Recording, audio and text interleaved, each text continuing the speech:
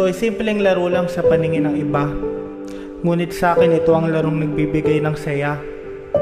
Sa larong ito, marami akong taong nakilala, nakasama, bumuo ng mga masasayang alaala. Sa larong ito hindi maiiwasan ang pisikalan dahil sa pustang nakataya. May nananalo, may natatalo, may mga diskusyonan na nauuwi sa tabla. May malas man o swerte, hindi na yon mahalaga. Dahil ang bawat laro ay may aral na dala-dala. Habang ang panahon ay tumatakbo, may mga bagay na unti-unti nang nagbabago. Ang dating nakasanayan ay unti-unti nang naglalaho.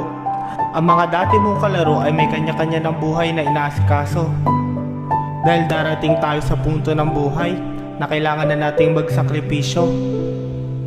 Ang bilis ng panahon, no? Di mo mamamalayan na yung dating larong pagalingan naging papawis na lang. Pero Panginoon, gusto kitang pasalamatan dahil binigay mo sa akin ang laro na kung saan marami akong natutunan. Panginoon, ang larong ito ay naging instrumento upang ikaw ay aking makilala. Sa larong ito ko din naranasan na meron sa akin magtiwala. Ito din na nagturo sa akin ng salitang disiplina at ito ang nagpapakalma sa aking isipan sa tuwing ako ay may problema.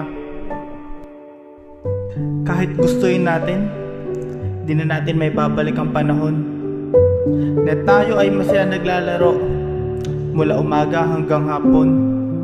Dahil sa buhay, tayo ay may kanya-kanya ng obligasyon at ang larong basketball ay mananatili na lang bilang alaala ng kahapon.